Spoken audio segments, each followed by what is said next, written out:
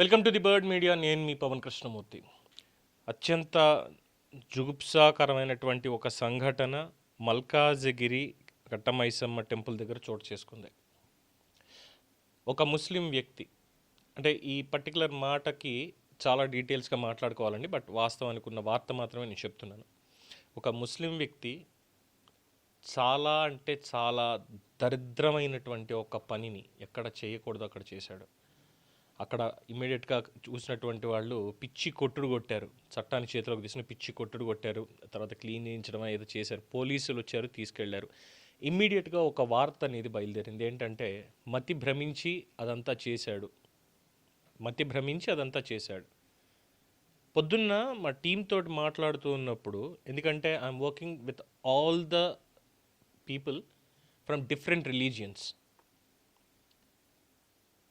Religions నుంచి ఉన్నటువంటి నా టీం వాళ్ళందరితోటి కలిసి మాట్లాడుతూ ఉన్నప్పుడు ఇది ఎందుకు జరుగుతుంది ఇలాగా అంటే చెప్పారు. కొన్ని చోట్ల కావాలని చేసేటువంటి వాళ్ళు ఉన్నారు పవన్, కొన్ని చోట్ల మతి భ్రమించి ఇంకేంటంటే ఒక ఉన్మాద వ్యవస్థలోకి వెళ్ళిపోయి మేము ఇది చేసి తీరాల్సిందే, మమ్మల్ని ఎవడ ఆపుతాడు అనేటువంటి విధంగా కొంతమంది చేస్తున్నారు. ఇది కేవలం మన తెలుగు రాష్ట్రాల్లోనే కాదు, భారతదేశ వ్యాప్తంగా కూడా అనేక సంఘటనలు జరుగుతున్నాయి. మాకు కూడా చాలా అంటే చాలా బాధగా ఉంది. ఏదన్నా రెండు మతాలకు సంబంధించి, రెండు ధర్మాలకు సంబంధించి ఒక రెండు అభిప్రాయ భేదాలు ఏమైనా వచ్చినప్పుడు మత గ్రంథాలు తీసుకుని, మత పెద్దలను తీసుకొని కూర్చుని సామరస్యపూర్వకంగా మాట్లాడుకునేటువంటి పరిస్థితులు మనం చూస్తున్నాము. అలాగే కొంతమంది ఆవేశానికి లోనే చేసేటువంటి పనులు కూడా మనం చూస్తున్నాము. బట్ ఇలాంటి సంఘటనల దగ్గరకు వచ్చినప్పుడు మాత్రం ఇందులో కేవలం ఏదో మతి భ్రమించింది అని తప్పించుకోవడం కాదు, వాళ్ళు ఒక ఉన్మాదావస్థలోకి వెళ్ళిపోతున్నారు. ఒక వ్యవస్థ వాళ్ళని అలా తయారు చేస్తోంది.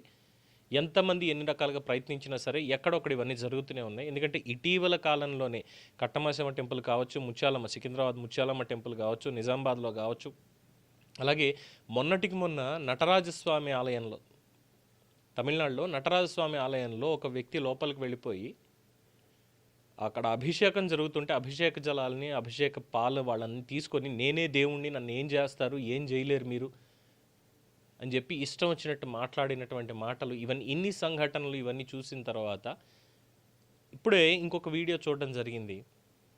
ఈ జరిగినటువంటి అన్ని సంఘటనల్లోనూ ఉన్నది ముస్లిమ్సే. మేబీ 1 or 2 ఇన్సిడెంట్స్కి సంబంధించి ఒక చోట ఆలయ ప్రహరీ గోడ కూలగొట్టిందేమో ఒక క్రిస్టియన్ మహిళ, అది కూడా చూసాం గతంలో. సో ఇలా అయినప్పుడు ఏంటిది అన్న దగ్గర వాళ్ళు వచ్చి చెప్తున్నది, బ్రదర్ ఇది ఇక్కడ ఉండేటువంటి వాళ్ళు, భారతీయ రక్తం ఉన్నటువంటి వాళ్ళు ఎవరు చేసేది కాదు. మేబీ నమ్ముకునేటువంటి ధర్మం, ఆచరించేటువంటి ధర్మం వేరే కావచ్చు, కానీ ఇక్కడ ప్రవహిస్తున్నటువంటి రక్తం భారతీయత. భారతీయులు మనం అందరం ముందు పరస్పర గౌరవం అనేది ఇచ్చుకోవాలి. వ్యక్తిగతంగా విభేదాలు ఉన్నాయా, నువ్వు నేను ఇక్కడే కొట్టేసుకుందాం, కాసేపు ఆగితే మళ్ళీ కలిసి వెళ్ళిపోయి మాట్లాడుకుందాం, ఇదే ఉంటుంది తప్పితే ఇలాంటివి అపహాస్యం చేయాలి లేదంటే అపవిత్రం చేయాలి అనేటువంటి ఈ థాట్ ఇక్కడ పుట్టినటువంటి వాళ్ళకి ఎవరికీ రాదు. ఇది ఖచ్చితంగా అటు విదేశాలు అంటే పాకిస్తాన్ నుంచి కానీ, బంగ్లాదేశ్ నుంచి కానీ, లేదంటే మయన్మార్ నుంచి కానీ ఎవరైతే రోహింగ్యాలు వీళ్ళు వస్తున్నారో వాళ్ళు ఒక ఉన్మాదావస్థకి లోనైనటువంటి వాళ్ళు, లేదు లోను చెయ్యబడినటువంటి వాళ్ళు ఇది చేసి ఇక్కడ భారతదేశంలో చిచ్చు పెట్టడానికి ప్రయత్నాలు చేస్తున్నారు. వాళ్ళే ఇదంతా చేసేది తప్పితే ఇంకోటి కానీ కాదు అనేది చెప్తున్నటువంటి అంశం. సో నిజంగా ఇక్కడ బంగ్లాదేశ్ నుంచి వచ్చినటువంటి వాళ్ళు, లేదు అంటే మయన్మార్ నుంచి వచ్చినటువంటి వాళ్ళు, లేదు పాకిస్తాన్ వచ్చినటువంటి వాళ్ళు మాత్రమే చేస్తున్నారా? ఇది స్వయంగా ఒక ముస్లిం చెప్పినటువంటిది. మాకు నిన్న గనక కట్టమైసమ్మ టెంపుల్ దగ్గర జరిగినటువంటిది, మల్కాజ్గిరిలో జరిగినటువంటి చోట అక్కడికి మేము గనక ఉండుంటే నేను నరికేసి ఉండేవాడిని, వాడిని అక్కడే నరికేసి ఉండేవాడిని చేసినటువంటి తప్పుడు పనికి. ఎందుకంటే ఆలయం అది మందిర్ ఏదైనా సరే, అది వాళ్ళదైనా మాదైనా మందిరే, అక్కడ దేవుడు అనేవాడు ఉంటాడని దేవుడినే కొలుస్తాను తప్పితే ఇంకోటి కానే కాదు. అలాంటి చోట ఇటువంటి అపవిత్రమైనటువంటి పనులు చేస్తే ఉపేక్షించాలా, ఇమ్మీడియట్గా పోలీసులు యాక్షన్ తీసుకొని కఠినమైనటువంటి చర్యలు తీసుకోవాలంటూ తను మాట్లాడడం అనేది నిజంగా సమంజసం అనిపించింది. అట్ ద సేమ్ టైం ఈ పాకిస్తాన్, బంగ్లాదేశ్ లేదు విదేశాల నుంచి వచ్చేటువంటి వాళ్ళు ఈ మతోన్మాదానికి లోనై వీళ్ళు చేస్తున్నటువంటి వాటిని ఖచ్చితంగా ఇక్కడ ఉన్నటువంటి వాళ్ళు అడ్డుకోవాల్సిందే. అంటే ఇక్కడ ఇంకొక చిన్న పాయింట్ చెప్తున్నారు, ఒకవేళ వాడికి ఇలాంటి ఆలోచనలు ఉన్నాయి, అది ఎవరైనా కావచ్చు, ఏ ధర్మంలో ఉన్నటువంటి వాళ్ళైనా కావచ్చు, ఏ మతమైనా కావచ్చు, వాళ్ళకి ఇటువంటి ఆలోచనలు ఉన్నాయి, ఇలా చెయ్యాలి అనేటువంటి ఆలోచనలు ఉన్నాయి, లేదంటే మరింత ఎక్స్ట్రీమిస్ట్ లాగా మారిపోయి ఇంతలాగా చేస్తారు అని ముందే మాకు ఏమాత్రం తెలుసున్నా సరే వాడి కాళ్ళు చేతులు అక్కడే కట్టేసి ఉండేవాళ్ళం. ఇది చాలామంది చెప్తున్నారు. అంటే ఒక సమతుల్యత అనేది కనిపిస్తోంది, ఒక గౌరవభావం కనిపిస్తోంది. వేరస్ జరుగుతున్నటువంటి సంఘటనలన్నీ చూస్తున్నప్పుడు మాత్రం ఇక్కడ ఎవరిని నమ్మాలి, ఎవరిని నమ్మకూడదు. ఎందుకంటే ఒకరు తప్పు చేశారు అని మొత్తం అందరినీ అదే ఘాటన కట్టేయడం అనేది చాలా పొరపాటు అవుతుంది. ఫలానా దాంట్లో ఒకళ్ళు తప్పు చేశారు, అదిగో వాళ్ళే ఇది చేశారు అని మొత్తం వాళ్ళందరినీ కూడా అదే ఘాటన కట్టేస్తే ఇంకా ఎవరితోటి బతకాలి, ఎవరితోటి బతకాలి? అలాగే మెజారిటీ అనేది జరుగుతున్నటువంటి సంఘటనలలో మెజారిటీ అనేది కూడా పరిగణలోకి తీసుకున్నప్పుడు ఎందుకని ప్రత్యేకంగా ఇక్కడే జరుగుతోంది, వీళ్ళతోటి ఇదంతా జరుగుతోంది అన్నటువంటి ప్రశ్న కూడా వస్తుంది. ఆల్రెడీ మనం మాట్లాడుకున్నాం ఒక సంఘటనకి సంబంధించి.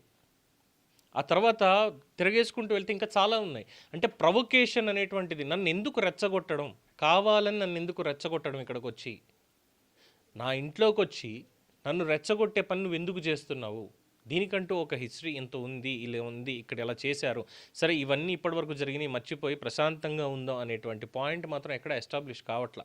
ప్రతిరోజు ఏదో ఒక చోట ఏదో ఒక సంఘటన.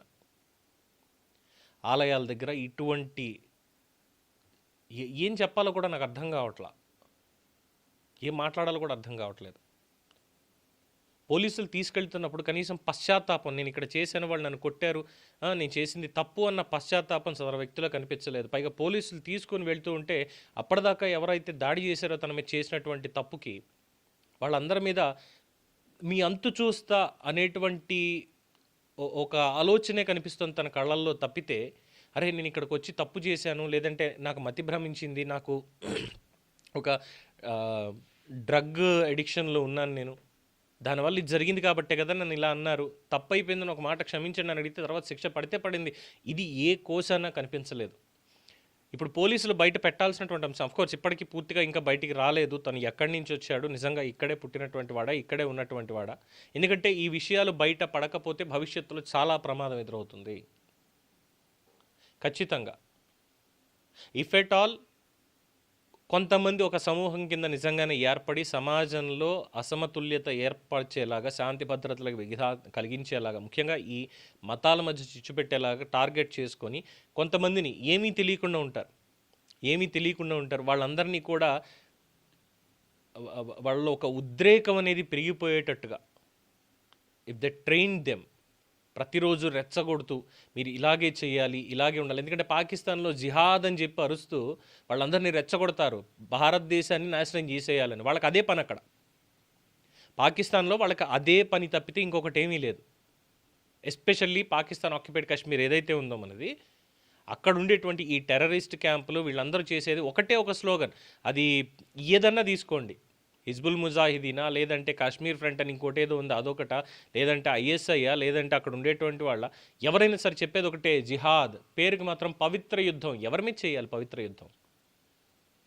మతాన్ని అడ్డం పెట్టుకొని వాళ్ళు అక్కడ అదే నేర్పిస్తారు. అలాగా దాని నుంచి ఏమైనా ఇన్స్పైర్ అయ్యి, ఎందుకంటే కొంతమంది ఉన్నారు, ఈ జకీర్ నాయక్ లాంటి వాళ్ళని బ్యాన్ చేశారు, ఎక్కడున్నాడో కూడా తెలియదు. ఇప్పుడు భారతదేశంలో అడుగు పెడితే చాలు ఇక్కడ శిక్ష పడి తీరుతుంది, ఎందుకంటే మతాల మధ్య చిచ్చు పెట్టడానికి చాలా ప్రయత్నాలు చేశాడు కాబట్టి. అలాగే ప్రపంచంలో అనేక దేశాలు బ్యాన్ చేసాయి జకీర్ నాయక్ని, ఎట్టి పరిస్థితుల్లో రావడానికి వీలు లేదు అని. అలాగా ఉద్రేకం పెంచేటువంటి వాళ్ళు, అలాగే మసూద్ అజర్ లాంటి వాళ్ళు, ఇలాంటి వాళ్ళని ఉపేక్షించకూడదు. సో వీళ్ళు ఏమన్నా వెనకాలండి రహస్యంగా వీడియో టేపుల్లోనో, లేదంటే ఆడియో టేపుల్లోనో, లేదంటే వాట్సాప్ మెసేజ్లను, ఇంకోటనో పుస్తకాలను, గతంలో మనకి విప్లవ సాహిత్యం అనేటువంటి వాళ్ళు, అంటే నక్సలిజం పెరిగిపోతుంది అన్న దగ్గర ఎందుకురా చదువుకున్న వాళ్ళు కూడా అడవులు బాట పడుతున్నారు అంటే, ఆ విప్లవ సాహిత్యాన్ని, విప్లవ గీతాలని ఆ రోజున్నటువంటి పరిస్థితుల్లో రచయితలు చాలా ఎక్స్ట్రీమ్గా, అంటే ఇంకా ఉద్రేకం పెరిగిపోయి అప్పటిదాకా ఉన్నటువంటి సంబంధ బాంధవ్యాలన్నీ కూడా వదిలేసుకుని నేను అడవిలోకి వెళ్ళిపోవాలి, ఆయుధం పట్టాలి, నేను అన్ననైపోవాలి. ఇదే చాలామంది యూనివర్సిటీలో చదువుకున్నటువంటి వాళ్ళు కూడా వెళ్ళింది. ఇక్కడ పుట్టాం, ఇక్కడ బతుకుతున్నాం, ఈ దేశపు నేల ఇది కూడా నాదే, ఈ దేశంలో మస్జిద్ ఉంది, మందిర్ ఉంది, చర్చ్ ఉంది, గురుద్వారా ఉంది, అనేకమైనటువంటివి. ఇక్కడ పుట్టినటువంటి ప్రజలు ముందుగా ప్రకృతిని ఆరాధిస్తారు, ప్రకృతిని ప్రేమిస్తారు, చెట్టుని, పుట్టని, పక్షిని, పశువుని అన్నిటినీ ప్రేమిస్తారు, అన్నిటినీ దైవంగా పూజిస్తారు. ఈ భావంతో ఉన్నవాళ్ళు ఎవరూ కూడా ఈ ఆలయాల దగ్గర, ఈ ప్రార్థనా మందిరాల దగ్గర ఇటువంటి పనులు చెయ్యరు. కానీ బయట నుంచి వచ్చేటువంటి వాళ్ళు వీళ్ళని చెడగొట్టి, ఇక్కడ ఉన్నటువంటి వాళ్ళని చెడగొట్టి, ఉద్రేకం నింపి ఇలాంటి పనులు చేయిస్తున్నారు. ఎందుకంటే పోలీసులు నిన్ను పట్టుకున్నప్పుడు కూడా తాగేస్తున్నాడనో లేదంటే ఒక డ్రగ్ అడిక్షన్లో ఉన్నాడనో ఆ పని చేసినప్పుడు ఎవరు చెప్పలేదు. They don't claim it. But ఇప్పుడు వాళ్ళు తీయాల్సింది ఎక్కడ పుట్టాడు, ఏంటి సంగతి, ఎక్కడి నుంచి వచ్చాడు, అన్ని వివరాలు కూడా తీయాలి. లేదు అన్న రోజున ఇది ఇక్కడతో ఆగిపోయేటువంటిది కాదు. ఖచ్చితంగా వేరే వేరే చోట కూడా దీనికి సంబంధించి ఉద్రిక్తతలు నెలకొలేటువంటి ప్రమాదం ఉంది కాబట్టి. సో ఇప్పుడు చెప్పండి, అసలు దీని మీద ఇప్పుడు ఎవరిది తప్పనాలి? కేవలం ఇక్కడ పాకిస్తాన్, బంగ్లాదేశ్, మయన్మార్ నుంచి వచ్చేటువంటి వాళ్ళదేనా, లేదు వాళ్ళకి ఆశ్రయం ఇస్తున్నటువంటి వాళ్ళది కూడా తప్పు అవుతుందా? దీనికి సమాధానం ఉండదు. 100కి 100% సమాధానం ఉండదు. ఎందుకంటే మన దగ్గర ఆధారాలు అనేవి ఉండవు కాబట్టి. కొన్నేళ్ల బట్టి ఇక్కడే తిరుగుతూ ఉంటాడు, బాగానే కనిపిస్తాడు, అంతా ఉంటుంది. బట్ జరిగిన తర్వాత ఒక ముద్ర, ఎక్కడో తప్పు జరుగుతోంది, ఆ తప్పుని సరిదిద్దడానికి సమాజమే పురిగొల్పాలి, ఖచ్చితంగా పూనుకోవాలి. దీనికి తగ్గట్టుగా ప్రభుత్వాలు పనిచేయాలి, వ్యవస్థలు పనిచేయాలి. దానికి తగ్గట్టుగా చట్ట సభలు చట్టాలని మార్చాలి. Until unless we change the acts and the IPC, CrPC, ఇప్పుడు బిఎన్ఎస్ఎస్ ఏవైతే ఉన్నాయో వీటిని మనం సరి చేయకుండా అందరికీ శిక్షలు పడాలి, ఇలాంటివన్నీ ఆగిపోవాలి అంటే ఆగవు. దీని మీద మీ అభిప్రాయాన్ని కామెంట్స్ రూపంలో తెలియజేయండి. చూస్తూనే ఉండండి ది బర్డ్ మీడియా.